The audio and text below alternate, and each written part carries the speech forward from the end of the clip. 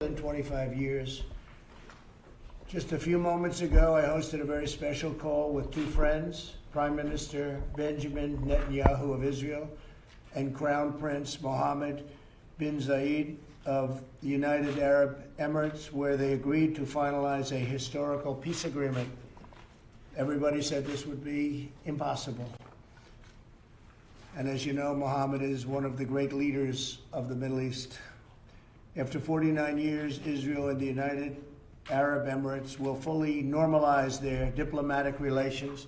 They will exchange embassies and ambassadors and begin cooperation across the board and on a broad range of areas, including tourism, education, healthcare, trade, and security. This is a truly historic moment. Not since the Israel-Jordan peace treaty was signed more than 25 years ago has so much progress been made towards peace in the Middle East. By uniting two of America's closest and most capable partners in the region, something which said could not be done, this deal is a significant step towards building a more peaceful, secure, and prosperous Middle East. Now that the ice has been broken, I expect more Arab and Muslim countries will follow the United Arab Emirates lead, and I want to just thank them for being. It's not surprising, knowing Mohammed so well, it's not surprising they are in that lead position, and normalize relations with Israel. We are already discussing this with other nations, very powerful, very good nations, and people that want to see peace in the Middle East. So you will probably see others of these, but this is the first one in more than 25 years. This deal will allow much greater access to Muslims from throughout the world to visit the many historic sites in Israel, which the Muslims want to see very badly and have wanted to see for many, many decades, and to peacefully pray at the Al-Aqsa Mosque, which is a very special place for them. My first trip as president was to Saudi Arabia in May of 2017, in my speech to the assembled leaders of 54 Muslim countries. Every single one was by their leader, their number one leader. It was an amazing, really an incredible event, a very important event. I made clear that the problems of the Middle East can only be solved when people of all faiths come together to fight Islamic extremism and pursue economic opportunity for people of all faiths. And when you look at what's happening, you're seeing a lot of progress is being made that nobody thought could possibly be made. And things are happening that I can't talk about, but they're extremely positive. I want to thank the leaders of Israel and the UAE for their courage and for their leadership to forge this tremendous agreement. It will be known as the Abraham Accord, and I'd like to ask our ambassador, David Friedman, to please explain why we're doing and calling it the Abraham Accord. David? Well, thank you, Mr. President, and congratulations to you on brokering this historic peace agreement. Abraham, as many of you know, was the father of all three great faiths. He's referred to as Abraham in the Christian faith, Ibrahim in the Muslim faith, and Avraham in the Jewish faith. And no person better symbolizes the potential for unity among all these three great faiths than Abraham, and that's why this accord has been given that name. It's a great thing. I wanted it to be called the Donald J. Trump Accord, but I didn't think the press would understand that, so I didn't do that. Avi, say a few words, please. Thank you, Mr. President. It's really been the honor of my life to work in your administration. I think this reaffirms your commitment to Israel, to the stability in the region. Just a historic accomplishment, and it's peace. Peace is a beautiful thing, and it's something that everybody in the country should celebrate, I hope. I'm just so honored to be here and serve in your administration. Well, you've done a great job, and Jared has done a fantastic job. People don't really understand the things that he's able to do. He's done a fantastic job on this, and You and your team, nobody else could have done it. I don't think anybody else could have done it. Jared, say a few words, please. Thank you, Mr. President. And I would like to say that I want to thank the President for his leadership on this historic peace effort. The President, like with all things, urged us to take an untraditional approach. You can't solve problems that have gone unsolved by doing it the same way that people before you have tried and failed. The President takes untraditional approaches. He does things in different ways, but he uses common sense, and he tries to unite people by focusing on common interests as opposed to allowing them to focus on their common grievances. And what happened was here is we were able to achieve results that others were not able to achieve, and this will advance the region, and this will advance the whole world.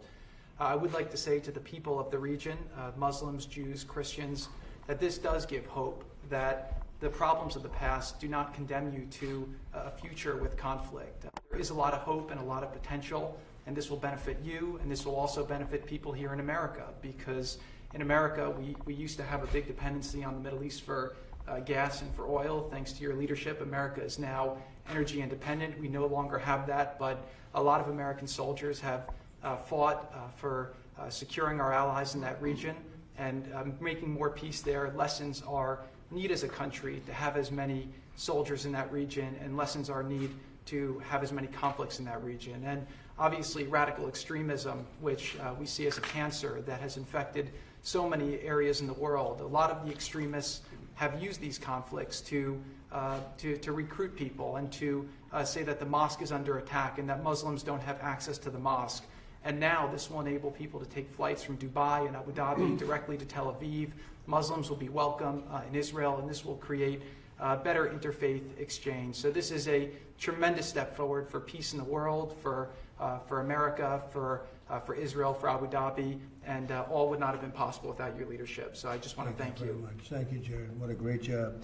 And what Jared said is so, though. We don't have to be there anymore. We don't need oil.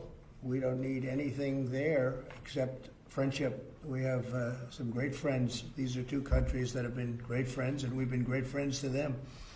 But we no longer have to be there. It started off well, we had to be there, but as of a few years ago, we don't have to be there. We don't have to be patrolling the straits. We're doing things that other countries wouldn't do, but we put ourselves over the last few years in a position where we no longer have to be in areas that at one point were vital.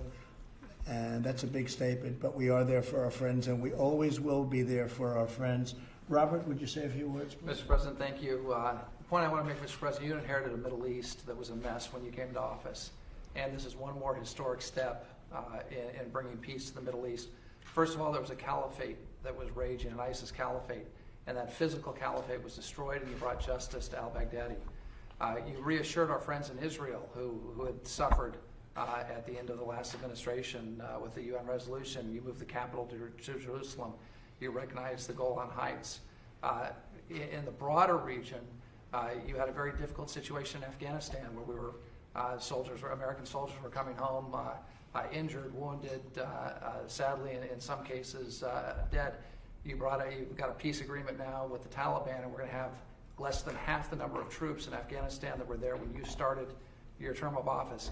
And now you brought about this historic peace deal between the UAE and Israel. This is the first time in 25 years that Israel and an Arab country have normalized diplomatic relations and entered into a peace deal. And they're the two most capable countries in the Middle East, two very capable, very skilled, very innovative allies of the United States. So it's great for Israel, it's great for the UAE, but it's also great for the American people. So you came into office with a region that was really aflame, and you've brought peace to that region, and there's more to come. And so it's an honor to be part of your team, Mr. President, to serve under your leadership. We do have a lot more to come in the Middle East. A lot of very positive things are happening, and you'll be seeing that taking place. But when we can get a leader like UAE to head the band and get along with Israel, that's a very big step. Would you please say a few words? You've done such a fantastic job. Please. Thank you, Mr. President. The Trump administration made history today. It's been an honor to be a part of this team that Jared has led. Peace between the Arabs and the Israelis is Iran's worst nightmare, and no one has done more to intensify the conflict between Arabs and Israelis than Iran. And what we see today is a new Middle East. The trend lines are very different today, And we see the future is very much in the Gulf and with Israel, and the past is with the Iranian regime. It clings to power on the basis of brute force. It has lost, it's facing a crisis of legitimacy and credibility with its own people, and the president's maximum pressure campaign has achieved historic results. Thank you. Great job you've done. Would you like to say something? Yes, sir. As a soldier who's been in every war since Desert Storm, it is an honor and a privilege for your leadership, Sheikh Mohammed bin Zayed and Prime Minister Netanyahu, to get to peace. So your vision and those leaders' vision on what we can do in the future is just incredible. So I would thank you as a soldier. Thank you very much. Appreciate it. Would anybody like to say a few words? Anybody here? Because you were saying plenty of words during that negotiation. And they got very quiet in front of the media. That happens on occasion. Mr. President, it's Yes, a please. historic moment. Thank you for letting us all be part of this. It is really extraordinary. Nothing is more important than peace. This is an unbelievable moment, and I would just echo what Brian Hook said. Your maximum pressure campaign, under your leadership, we've had the strongest sanctions on Iran, and your commitment to make sure that Iran will never have a nuclear weapon is part of the most important legacy for peace in the Middle East. So which is easier, dealing with the Democrats or dealing with the Middle East? Well, a lot of people never thought you'd get this type of deal, so I'll be I'll tell you, hopeful that we can deal with the I think, Democrats. the Middle East is more reasonable, actually. I'd like you two guys to say a couple of words. You've been so instrumental. Please. Sir, it's a privilege to serve in your administration. This is a remarkable achievement that'll stand the test of time. And we look forward to the prosperity and the peace this brings to the Middle East and the ways we'll be able to leverage that for the United States national interest. So it's a privilege, sir. Thank you. Thank you very much. And I would just echo what Rob said. Thank you for the opportunity to be part, and especially I want to thank Avi and the opportunity to serve in his negotiating team and to do something so historic. Thank you for this opportunity, Mr. President. This really changes the world. Thank you very much. Thank you. Thank you all very much.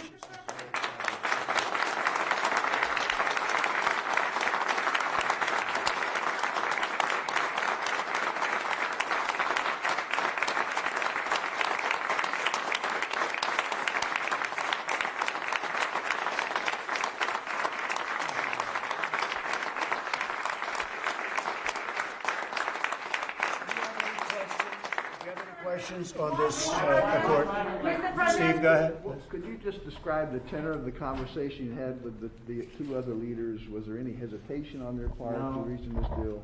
No, it was like and love. It was a tremendous relationship has been built up over the last, I would say, year. Before that, it was very tense, as everything in the Middle East is. It's very tense. It's a very tense place. But it's becoming less tense, and I have great relationships with all of the leaders, and some are enemies against each other, and I get along with both. That's, I guess, the big thing. People don't understand that about me. I've gotten along. Remember when I was elected, they said the war will start with somebody within days, and I've kept us out of war. You look at North Korea, everybody said, including President Obama, that's the biggest problem. Everybody said you'd be at war. Well, we're not at war. You would have been at war if I wasn't elected. It was somebody else. No, we're doing very well in the Middle East, and I'll tell you what, it's been an incredible thing. But no, it was tense, but the relationship has become a very good one between UAE and Israel, and also with other countries, many other countries. And I think you'll be seeing some very exciting things, including ultimately with the Palestinians. I think that's going to be happening at some point, because it makes a lot of sense for them to let it happen. Do you support annexation of Palestinian land by Israelis at this point? Well, we're talking to Israel about that right now, actually. What about the snapshot auction on Iran? Do you support that? Oh, you really know your stuff, don't you? Well, we're not going to talk to you about that. We're going to work something out, and then we'll talk after it's completed. But it'll be a very satisfactory. Why now did they come to an agreement? We've been working on this for a long time. It's been a labor of love for a lot of the people in this room, and a lot of them love Israel, and a lot of them love the Middle East, and they love the countries that we're talking about, like UAE as an example, standing right here. And it's been a labor of love. They know it has to happen. And I don't want to be speaking too much about it, but if you look what's happened since I broke up that ridiculous Iran nuclear deal. Money isn't going to some horrible, horrible groups, and you haven't seen the kind of terrorism that you saw before. Now, I don't like saying it, because all of a sudden they'll say, we've got to do something, but you know what? They're not getting money because Iran isn't giving money. And I appreciate that, but Iran is going through very difficult times, and I appreciate that. And I'll say this, and I can say it very publicly, that if I win the election, I will have a deal made with Iran within 30 days. They'll make a very fast deal. They're dying to make a deal, but they'd much rather negotiate with sleepy Joe Biden than with us. Why did you already done that? But we'll be having a deal made very, very quickly. But you know, rightfully they're waiting till after the election because they would. There's nothing China, Iran, Russia, all of them would like to see more than have Trump be defeated, where they can deal with Joe Biden, because that would be like a dream. And this was something that was very exciting. We thought this would be the first country. He's a great leader. Mohammed's a great leader. And we're very happy that he was the first country, I would say. And you're going to see many other things happening in the Middle East over a fairly short period of time. But this is the first time in more than 25 years. And UAE is big stuff. The UAE is very powerful, very strong, Do you know when has the one of the strongest militaries. It's big stuff. Do you know when the delegations are going to meet specifically? Very soon. I guess they'll be setting up the meetings. Do you have any time? I think the next several weeks, Mr. President, then we expect that there will be a meeting here at the White House with the leaders. There'll be an as well. official signing at the White House over the next few weeks. Okay? And other than that, we'll meet you at 5:30 or so. We'll talk and we'll actually take one of your questions. Okay? All right, guys.